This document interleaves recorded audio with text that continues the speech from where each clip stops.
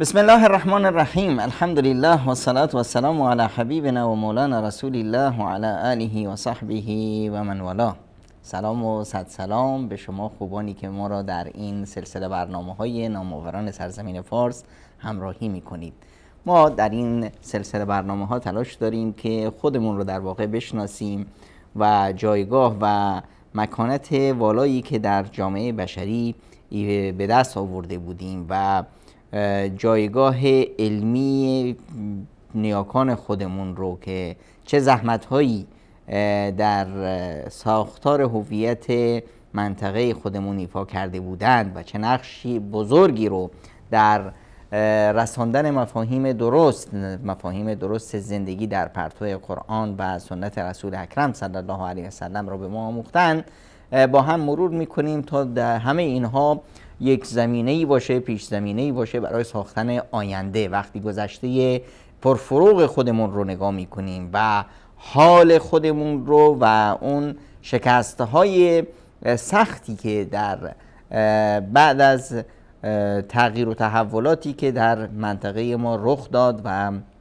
متاسفانه بعضی از بینش‌های منفی و بعضی از دیانت‌ها و برداشت‌های منفی از دین مبین اسلام به جامعه ما تحمیل شد، از دوران صفویت به این سو ما ایرانی نداشتیم، زبان فارسی رو هم از دست دادیم، عروج و جایگاه علمی که در جهان داشتیم از دست دادیم و روز به روز به سوی رکود و به سوی عقب نشینی و به سوی پرت شدن از جامعه اسلامی و از جامعه بشری روبرو هستیم.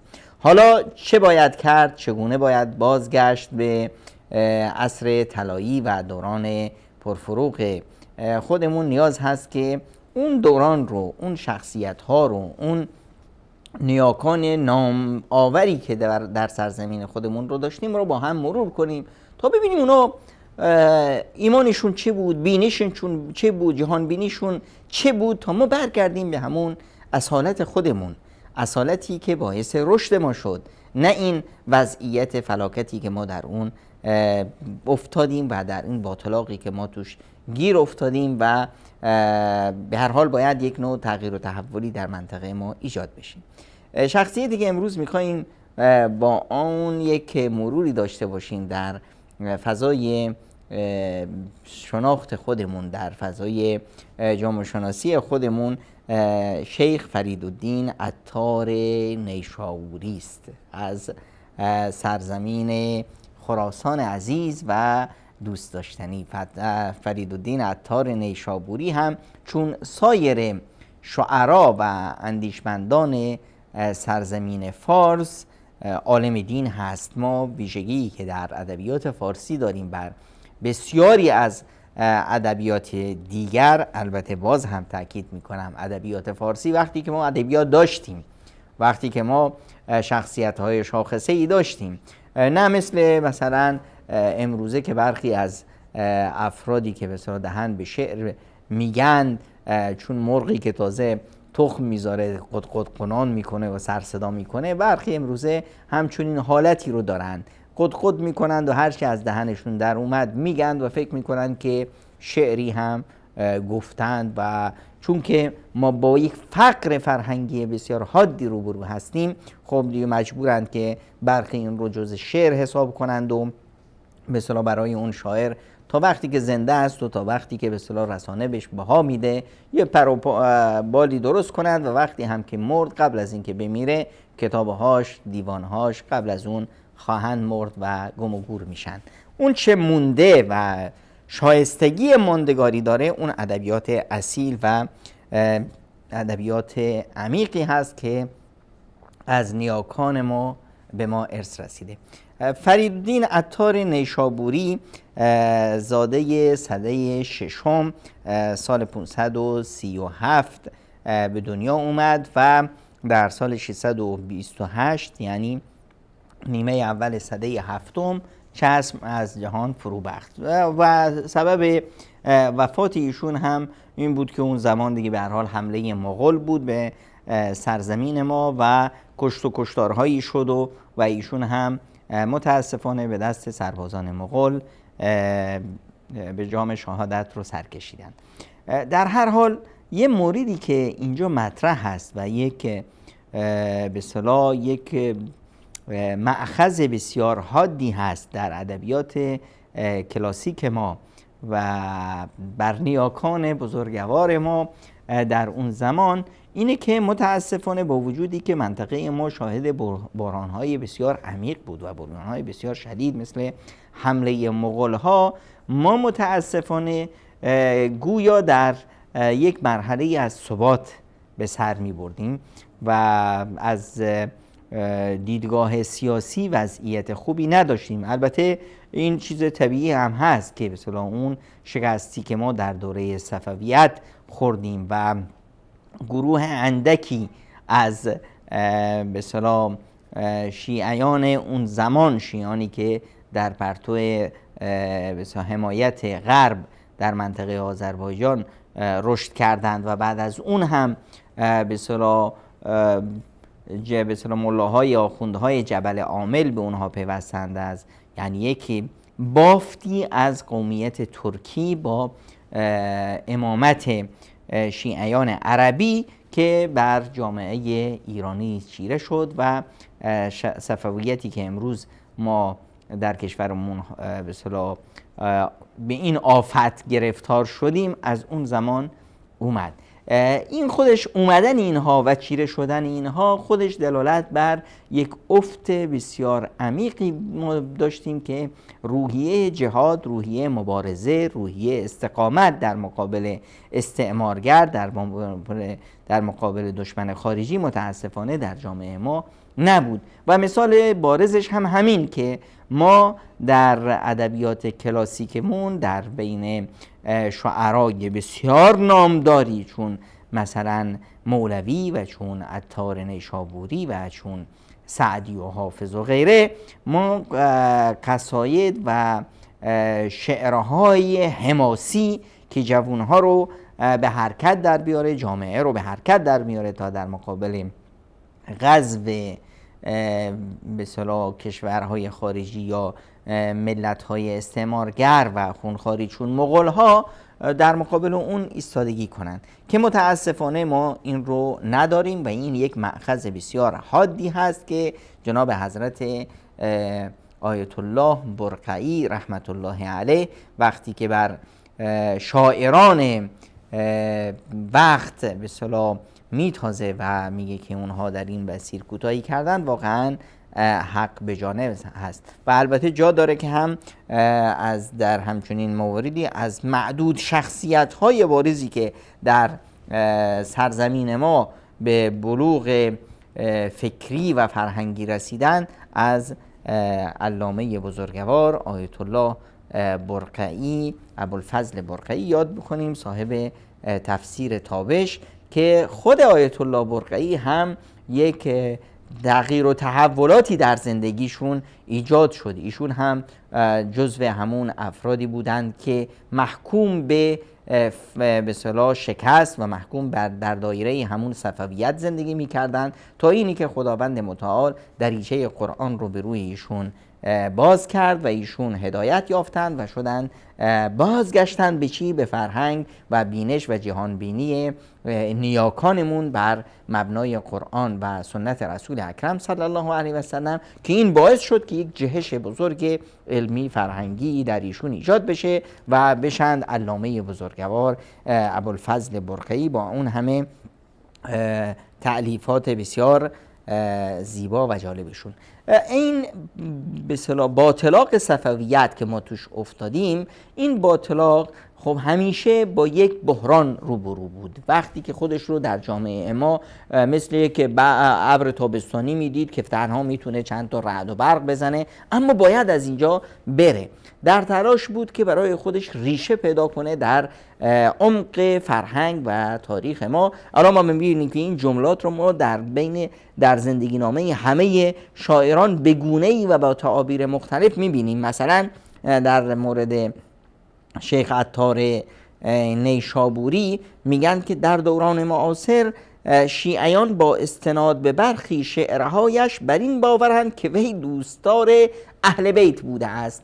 یعنی یک حرفهایی که به اصطلاح آدم نمیدونه در مقابلش بخنده یا از حماقت این افراد و این نوع به اصطلاح تدلیس و دروغ پردازی هاشون به اصطلاح گریه کنه که آقا ما چون که ایشون محبت اهل بیت داشتن پس ایشون شیعه بوده. این خزعبلات یعنی چی؟ مگه ما در دنیا یا در اصلا تصور میشه در تاریخ مثلا ما مسلمونی پیدا کنیم که با اهل بیت در ستیز باشه یا اهل بیت رو دوست نداشته باشه؟ این اصلا با معنای ایمان به هم جور نمیخوره. هر مسلمونی چون که رسول خدا صلی الله علیه و سلم رو دوست داره، اهل بیت رسول الله، خانواده رسول الله، عیاران رسول الله، مکتب رسول الله صلی الله علیه و سلم باید دوست داشته باشه، شهر رسول الله صلی الله علیه و سلم رو باید دوست داشته باشه و این چیزی هست که همه مسلمان ها بر اون متفقن، مگر افرادی که خود رو به زور داخل تنه اسلامی میچسبونند و مثل کک که جز این تنه نیستند اما خودشون رو به اون میچسبونند و ادعای اسلام میکنند که از اون به اصطلاح نمونه هست به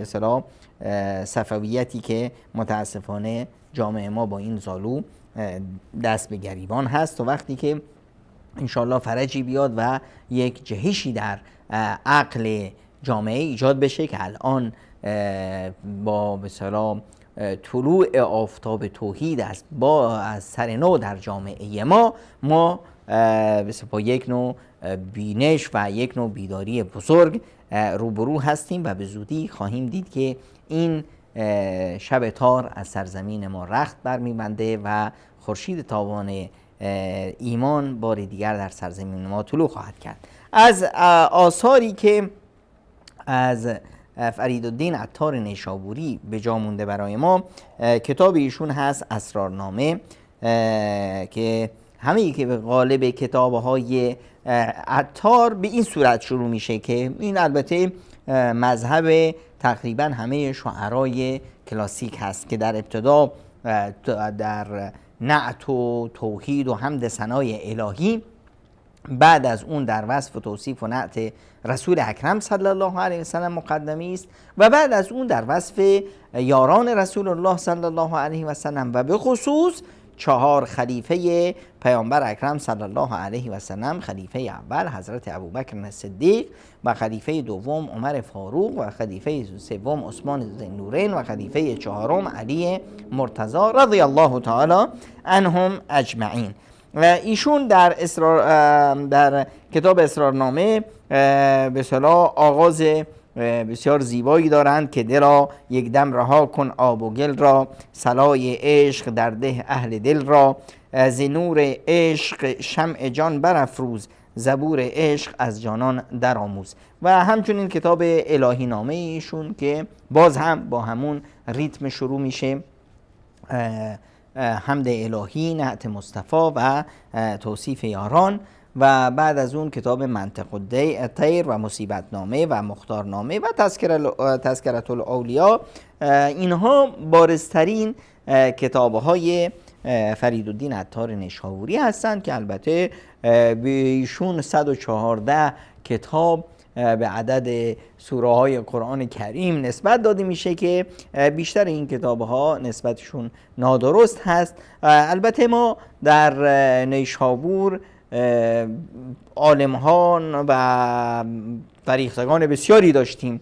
برخی از این کتاب ها از افراد دیگه بوده که اما چون به اصطلاح پسفند نیشابوری برنامه هاشون بود اشتباهاً به ایشون نسبت داده شده و برخی چون ایشون یک نام بسیار بزرگی شدن، برخی به خاطر رواج دادن شعر خودشون و این ماندگار شدن به اصطلاح شعر و افکار خودشون کتاباشون رو به ایشون منسوب میکردن یا افراد دیگه به ایشون نسبت میدادن تا این افکار بنا به نام بر خودش رو با نام فریدالدین عطار نیشابوری یدک بزنه و ماندگار بشه.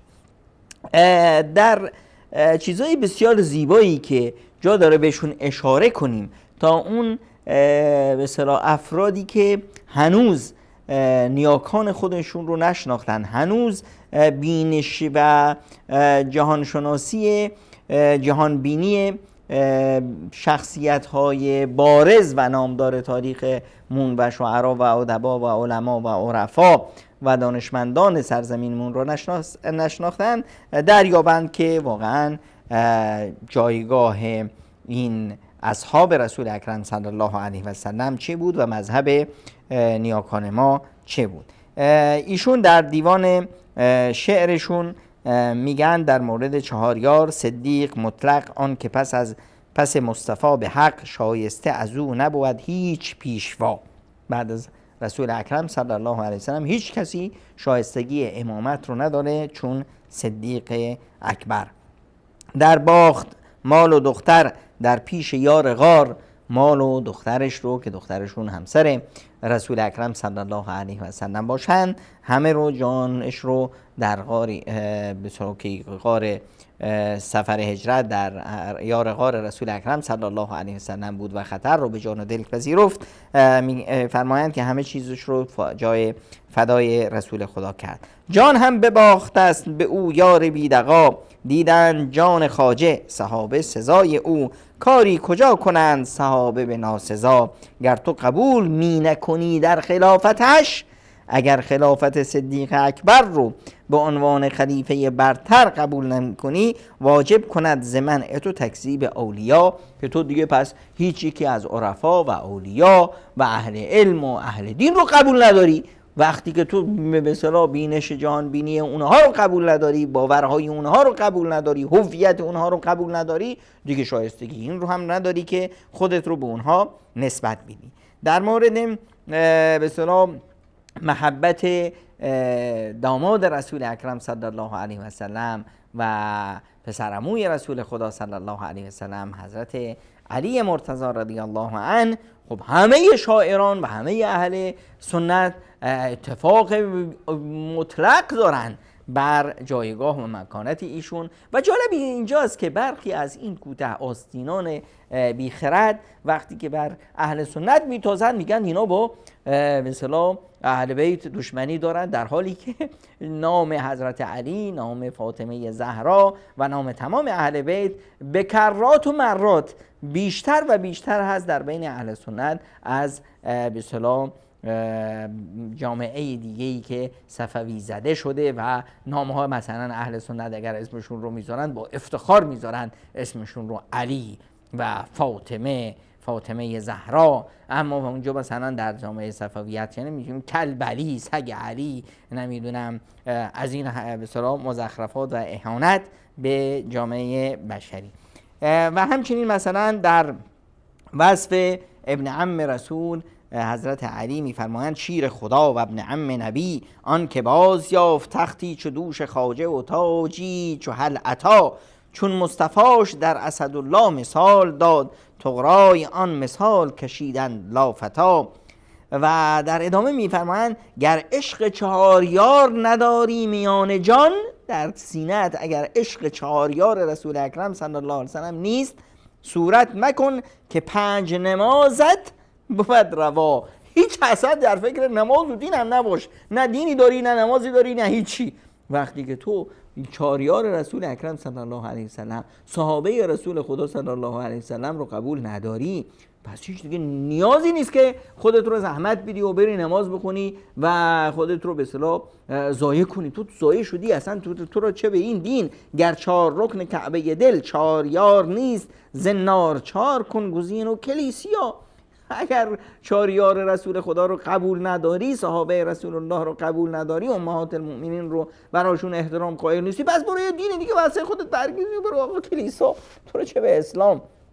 این فریدالدین عطار هست چقدر اهمیت میده، چون که میدونه اونهایی که در واقع با حضرت ابوبکر و عمر و عثمان رضی الله تعالی عنهم دشمنی دارن، اونها دشمنیشون با این افراد نیست، اونها دشمنیشون با دینه، اونها کارشون جای دیگه به اصطلاح خرابه. اینا میدونن قرآن رو کی جمع کرد؟ ابوبکر، بعد از اون عمر و بعد عثمان. وقتی این 3 نفر رو تو زدی، در واقع قرآن رو زیر سوال بردی.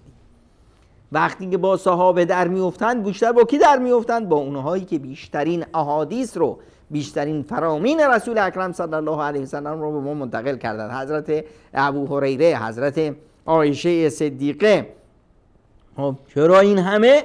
به خاطر اینه که اینا بیشترین احادیث رو از پیامبر اکرم صلی الله علیه و سلم برامون نقل کردند. اگر اینها رو زدن یعنی سنت رسول خدا صلی الله علیه و سلم رو زیر سوال بردن. در اسرارنامه عطار میبینیم باز وصف ابوبکر صدیق، نخستین قدوه دارالخلافه، جهان صدق و پور بوقحافه، اساس دین حق بنیاد تحقیق، نیابد دار شاه شهر صدیق، سپهر صدق را خورشید انور، چراغ اولیا صدیق اکبر. جالب اینجاست که همه اولیا و عرفا و اهل عرفان، اگر از جون بپرسید که امامتون کی است؟ امام اهل عرفان حضرت ابوبکر صدیق است. همه اولیا و عرفا خودشون رو منسوب میکنن به حضرت صدیق اکبر.